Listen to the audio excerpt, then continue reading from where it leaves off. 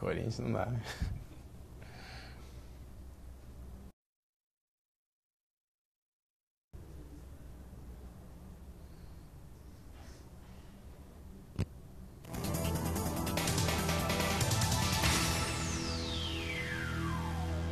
Olá, amigos. Estamos de volta, ao vivo, diretamente da Avenida Paulista, do estúdio do Atualidades do Direito, para darmos seguimento às nossas palestras da Semana Jurídica Saberes do Direito. Uma realização do Atualidades do Direito, com o apoio da Rede de Ensino Luiz Flávio Gomes, do EPD da Escola Paulista de Direito e da editora Saraiva. A palestra de agora é bem interessante, gostaria de pedir a atenção de todos vocês. Vamos falar de um tema relacionado à informática, ao mundo virtual, que o professor Rony vai explicar muito bem essa questão da palavra virtual, né? Enfim, estou aqui com o professor Rony Weinshoff.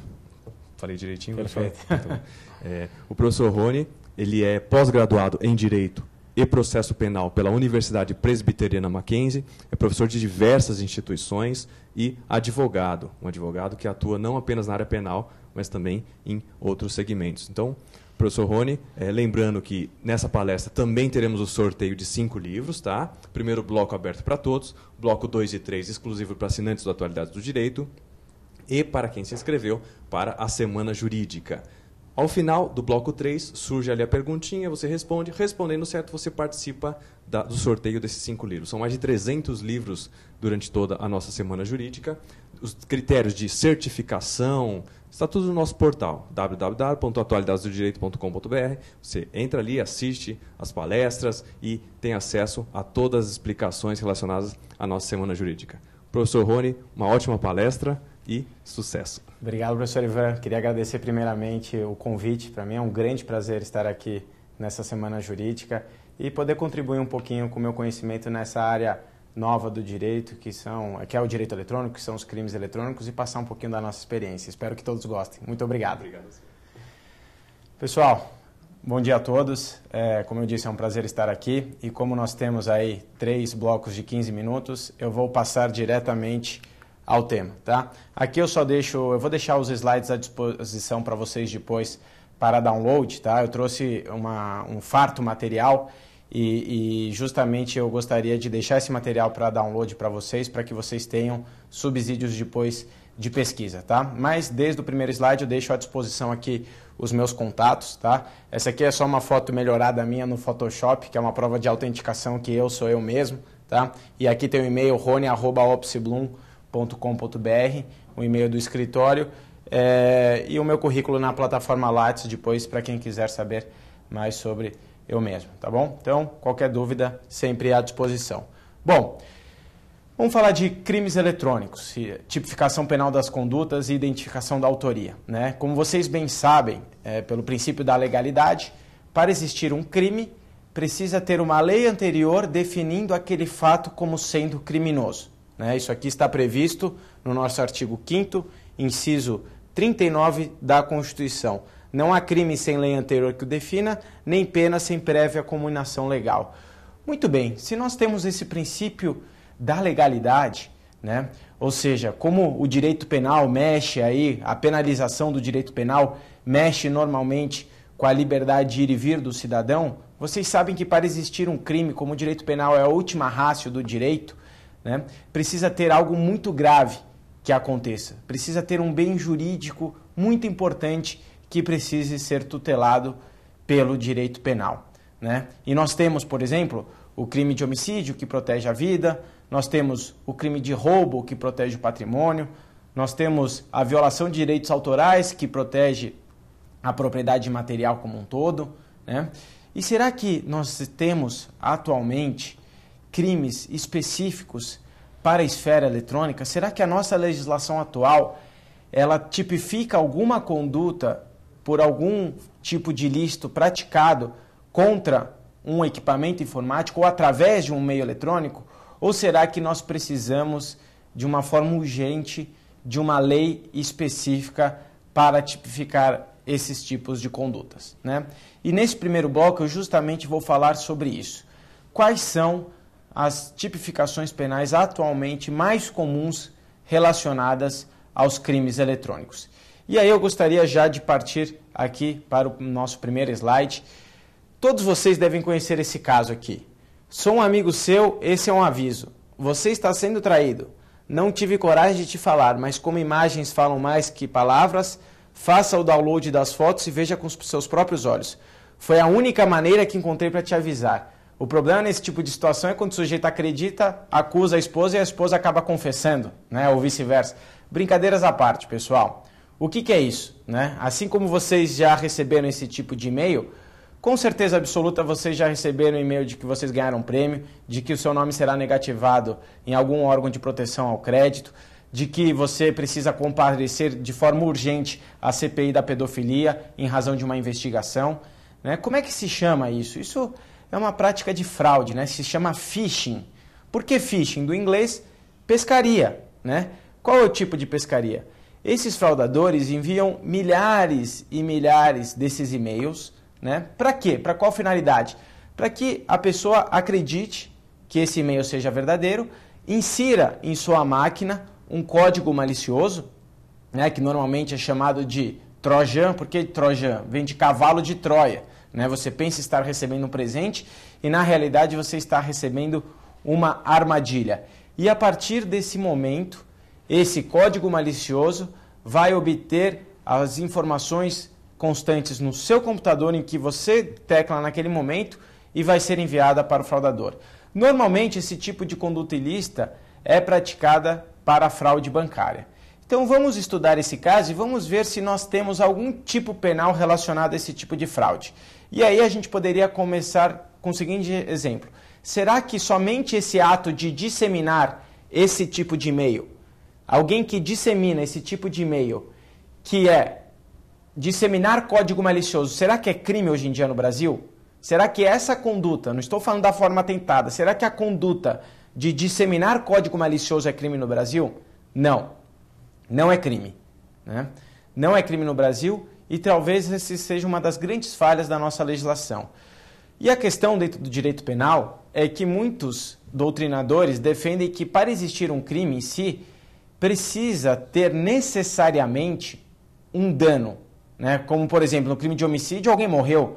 Num crime de furto, um patrimônio foi subtraído, né? Tem um dano efetivo, né? E nesse tipo de conduta, disseminar código malicioso, não existiria um dano somente com o ato da disseminação. Posteriormente, se algum computador for infectado, aí sim, mas somente o ato da disseminação não teria nenhum dano efetivo. Então muita gente defende que não deveria existir esse tipo de crime, né? Mas se a gente pensar nesses crimes de perigo que existem no nosso Código Penal, como se fosse o caso esse aqui, que não é atualmente, vamos pensar no porte ilegal de arma, né? Portar ilegalmente uma arma. Não importa se o sujeito vai dar um tiro na cabeça de outra pessoa. Basta estar portando ilegalmente uma arma, que é crime.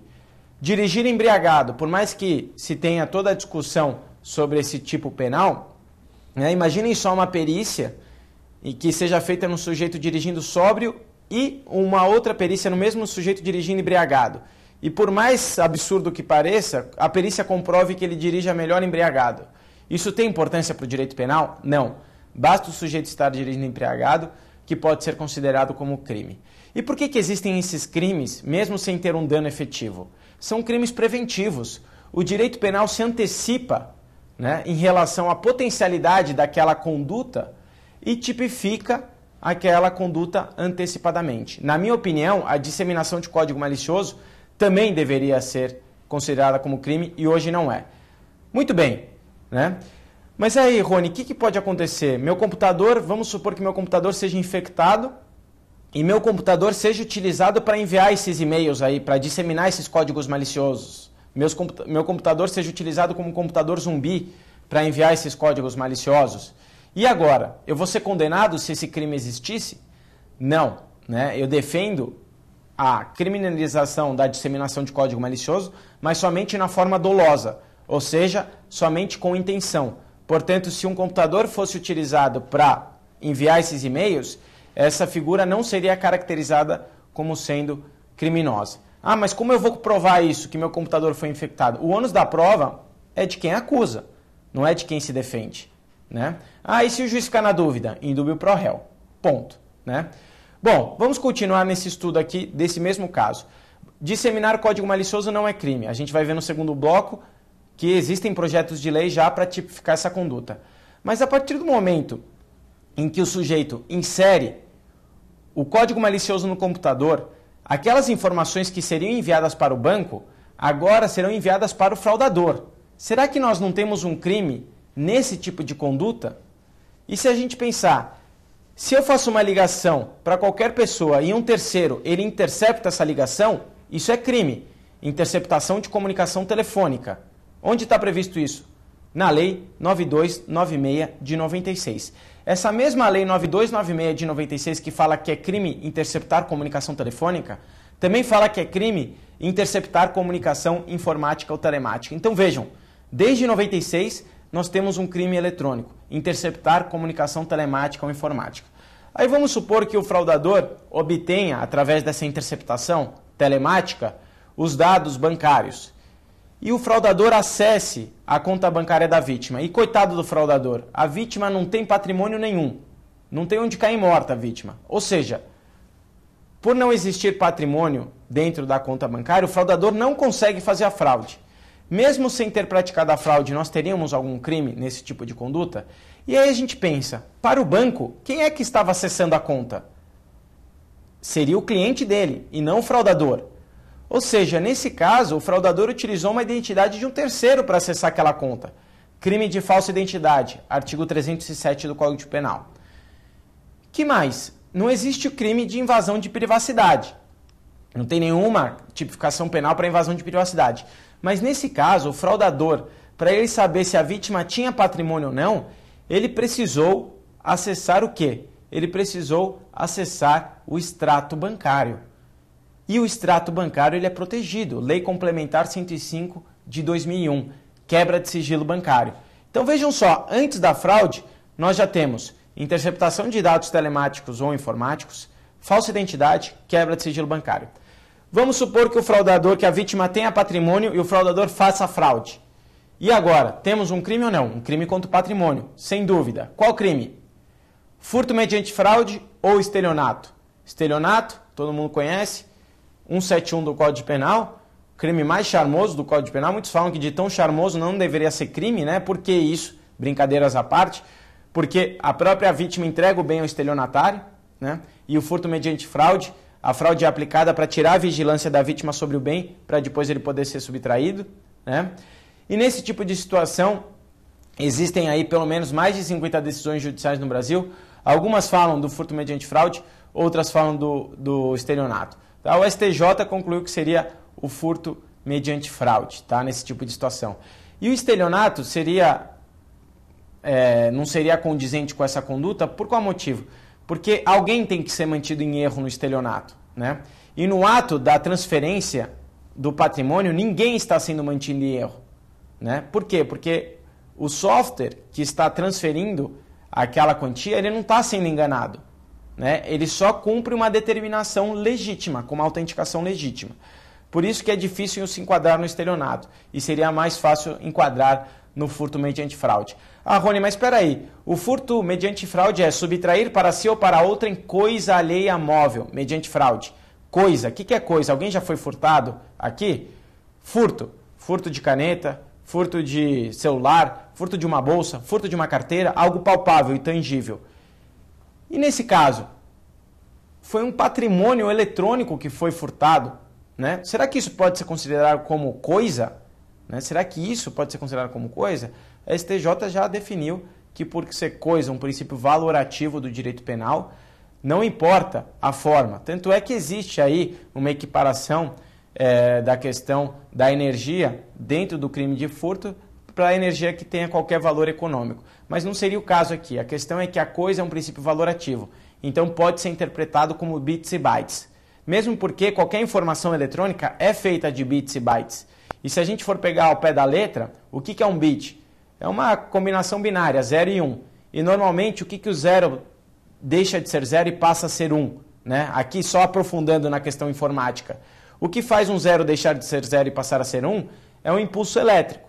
Então, se alguém quiser saber se é algo palpável ou tangível, é só enfiar o dedo na tomada e ver se dá um choque, né, para ver se é palpável. E essa é a realidade de hoje, né? Mas a gente não precisa chegar nesse limite justamente por coisa ser um princípio valorativo.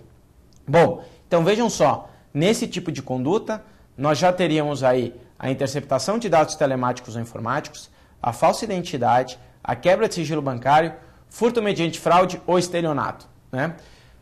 Acabou, coitado do criminoso, ou tem mais crime? Pensem só, né? O criminoso ele precisa pensar nesse tipo de conduta aqui, né? Eu vou criar esse template aqui, né? Eu vou bolar isso aqui, vou falar que está sendo traído para ser enganado. Aí o fraudador, ele precisa fazer o código malicioso, aquele vírus que vai dentro do e-mail. Aí esse mesmo fraudador precisa ter milhares de contas de e-mail para poder disseminar tudo isso.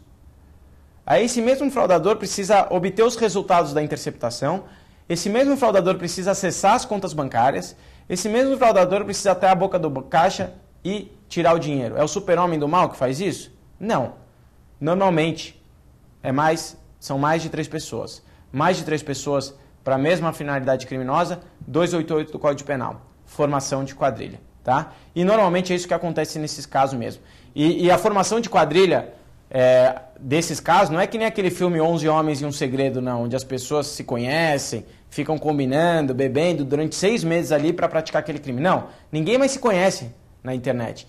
Os sites de relacionamento também existem para os criminosos e todo mundo troca informações através desses meios virtuais, né? Então, nesse tipo de conduta, vejam só quantos crimes nós já teríamos, né? Então, eu queria terminar esse primeiro bloco aqui resumindo que a internet não é um mundo sem leis, tá? Não é. Nós precisamos de melhorias? Precisamos, mas com um único exemplo eu consegui demonstrar para vocês quantas condutas ilícitas nós já temos, né? E de fato, apesar de nós precisarmos de melhoria, o Brasil, e a gente participa de eventos no mundo inteiro, é o país com mais decisões judiciais sobre esse assunto, tá?